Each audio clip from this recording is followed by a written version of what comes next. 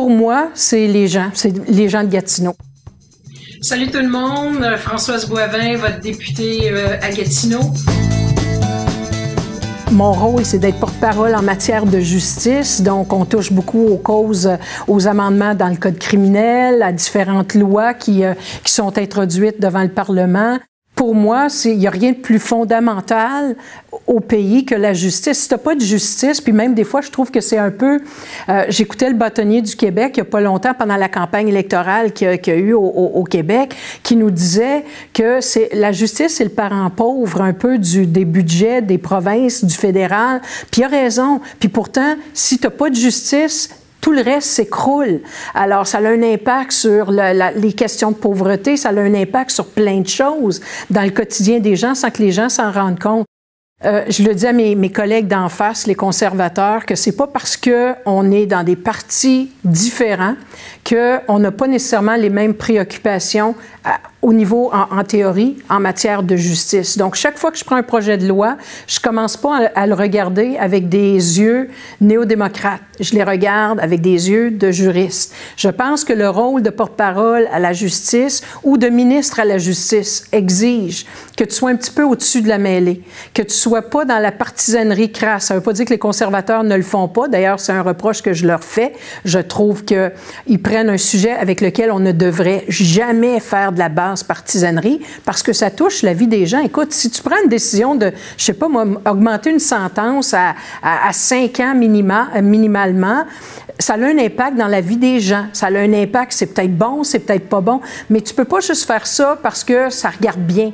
Donc, il faut s'assurer, moi je le regarde en termes de prudence, de protection du public. Et après ça, oui, on va essayer de regarder quel angle le parti, puis mon rôle, c'est de convaincre les membres du caucus de la position que le parti devrait prendre sur chacun des projets de loi. Mais je pars jamais avec l'idée en tête, ça vient d'un conservateur ou d'une conservatrice, automatiquement mauvais. On faillit lamentablement comme politiciens, comme représentants du peuple quand on agit ainsi. Fait que c'est notre rôle à nous, au NPD, comme opposition officielle, de l'exposer, de le dire à la population canadienne. Attention, laissez-vous pas faire par ces grands titres-là. On prend telle mesure pour telle chose, on décriminalise telle affaire ou on criminalise tel comportement, quand dans le fin fond, tu regardes ça puis tu te dis, ben voyons donc, c'est pas ça que ça fait. Mais moi, c'est l'inverse. Je veux que les gens comprennent ce que nous sommes en train de faire. La meilleure façon pour servir sa population, moi je dis, c'est de la rencontrer le plus régulièrement possible.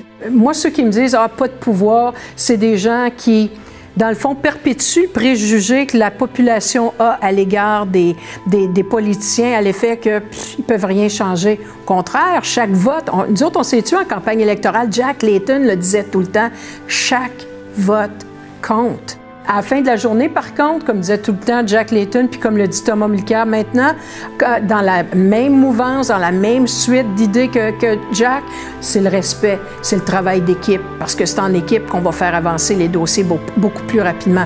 Alors, il y a de la place pour tout le monde, mais à chacun de faire sa place. Bonjour, ici Thomas Mulcair, chef du nouveau Parti démocratique et de l'opposition officielle.